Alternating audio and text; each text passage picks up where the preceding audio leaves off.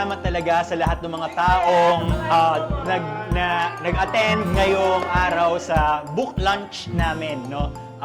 And sobrang nakakatuwa kasi mga kaibigan, mga kasamahan sa bokasyon ang sumama para mag-attend dito sa kauna-unahang book lunch na may ribbon cutting at may potluck, no?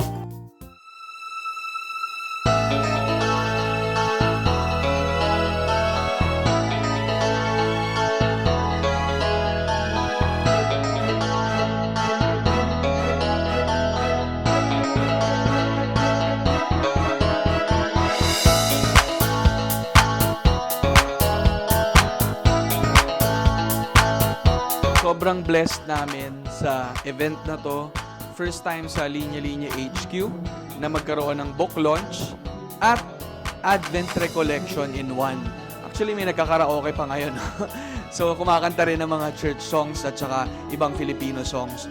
No? So, gusto namin congratulate si Romar at saka St. Paul's. Salamat sa inyo sa pagpunta dito sa Linya Linya HQ para gawin tong makasaysayan na book launch ng banat ng banal or banat ng sinusubok talagang maging banal na book launch at book lunch. First time din na may potluck dito, may dalang pagkain yung mga tao at yun yung pinagsalu-saluhan namin. So yun lang, no, makasaysayan at blessed ang event na to at nagpapasalamat kami kay Lord na nangyari to.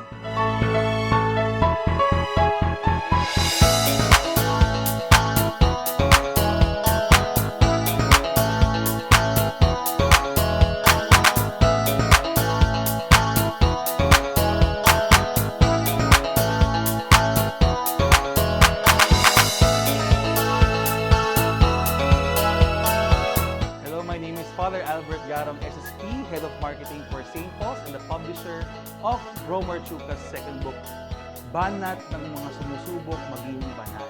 Ang daming tao, ang daming pagkain, merong kape, at there's so much good vibes and so much happy energy today, and we're very glad that the people are receiving it that way. So to Romar Chuca, to our newest author, congratulations.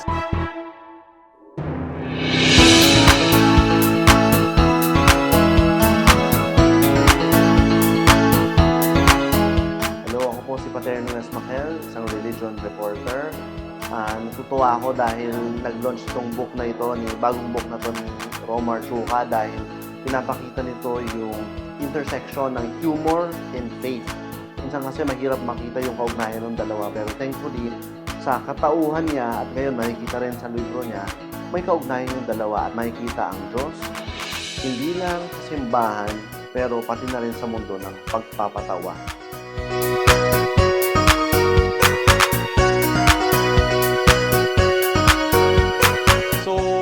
Abangan ninyo kasi paparating na ang libro to a St. Paul's store near you at magiging available din sa lahat ng mga linya-linya ng mga stores. Paparating, coming very soon, most likely bago magpasko. So, yun lang. Maraming salamat.